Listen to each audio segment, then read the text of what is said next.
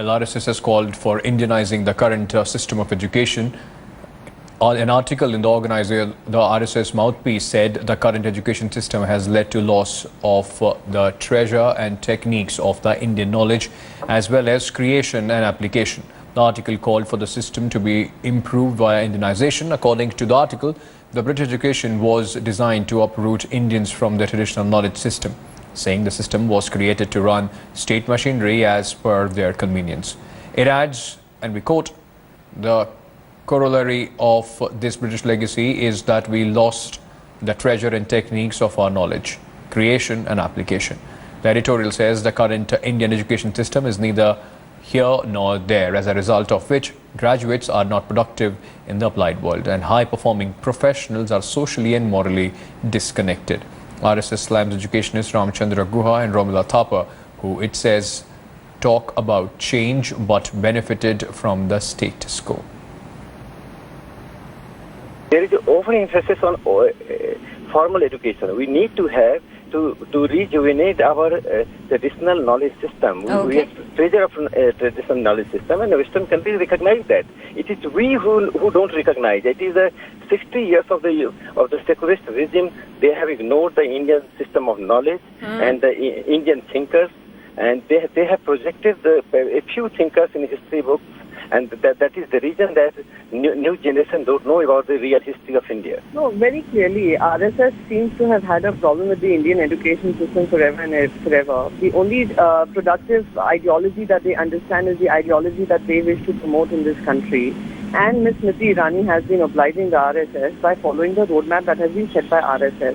And it is extremely unfortunate that instead of looking at a progressive education, they're trying to digress it into an education that they would wish to promote, an education that they would wish to see thrust on the people of this country and the students of this country. If promoting legacy of the country and culture of the country is a regressive system, then I would like to be a regressive, and I would suggest Priyanka Chaturvedi to go through Dharmpalji.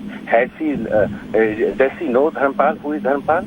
He had worked a lot of things how we could decolonize our mind and our knowledge system, number one. And she should read also Jawaharlal Nehru's Sanskriti ke Char Adhyay, and Jawaharlal Nehru's Discovery of India, Bharat Ki Khoj. She should read that. And Jawaharlal Nehru emphasized how to decolonize Indian mind. And RSS doing the same thing which Dharmpal advocated, which Mahatma Gandhi did, which Swami Vivekananda did.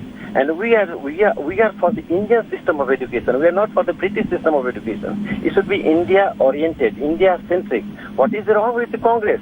Congress sees India through the British eyes, and the Europeans, they are European-centric. We don't want to be European-centric. We should be open to all over the world, but we should have our own education system. You know what, Mr. Sinha happens to be saying that Indian culture, when he talks about Indian culture, it sounds so hypocritical because the culture that they seem to understand is the culture of Ghar Wapsi and Love Jihad. And the culture, yes, we are all proud of our Indian culture. On one side, when you talk about we are one world, Vasudeva Kutam, world being one family, and on the other hand, you talk about Indianizing everything, having a mindset which is the RSS mindset, the satanization of education is what we've been talking about. It's a mask when they talk about Indian culture, what they're trying to push forward, what they're trying to promote, and what we have seen happening in the past 1 year are people being promoted from people that are promoted have been following the RSS ideology, and this seems to continue. It is a mask that they are using. Indian culture is a mask that they are using to push forward their agenda. Are the opposition parties embarrassed by the fact that India was a great destination of knowledge and learning for thousands of years? Did not India contribute tremendously to mathematics, science and other fields? Did not people travel to India to gain access to this knowledge? The concept of zero, Aryabhat, there is so much that could be said. Why are these people feeling embarrassed that India should recognize its own achievements of the past? Why shouldn't Indian students know about all this and learn from them, Vedic mathematics and other things?